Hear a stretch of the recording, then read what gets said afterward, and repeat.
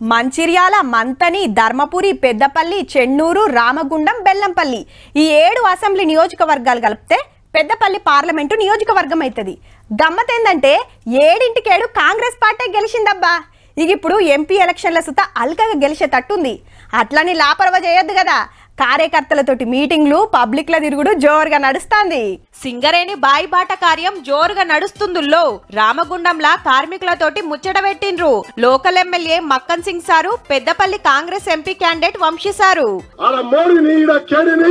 పాతాళానికి తొక్కకపోతే మన అందరి జీవితాలు చీకటిమయమైతే కార్మికులకు సొంతిల్లు కట్టిస్తాం, కొత్త బావులు దొవ్విస్తాం, లోకలోళ్ళకే జాబులు ఇప్పిస్తాం, కరెంటు కంపెనీలకెళ్లి రావాల్సిన పైకం తెప్పిస్తామని మాటిచ్చిండ్రు. 30,000 కోట్ల రూపాయలు వచ్చేది ఉన్నది. దీనికోసం నేను ఖచ్చితంగా కష్టపడి పోరాడి మరి ఈ 30,000 crores వచ్చేలాగా పనిచేస్తా అని చెప్పి కోటపల్లి మండలం పారుపల్లి కాలభైరవ గుడిలా పూజలు చేసి కాంగ్రెస్ పార్టీకి బంపర్ మెజార్టీ రావాలని కోరుకున్నాడు చెన్నూరు ఎమ్మెల్యే వివేక్ వెంకటస్వామి సారు. భార్య భర్తలు మాట్లాడుకుంటే ఫోన్ ట్యాపింగ్ చేస్తారా? కేసీఆర్ చేపించండి ఆ రోజులలో. ఆయనకు సరైన గుణపాఠం చెప్పాలా లేదా? ఇక ఇటు చూడుర్రి, ఉపాధి కూలీలను అమ్మురుకొని ముచ్చట పెడుతుంది ఎవరనుకుంటురు? ఎమ్మెల్యే మక్కన్ సింగ్ రాజు ఠాకూర్ సారోళ్ళ ఇంటామే మనాలిని మేడం. చేయి గుర్తు కోటేస్తే ఎంత ఫాయిదా అయ్యేది చెప్పింది ఇట్లా.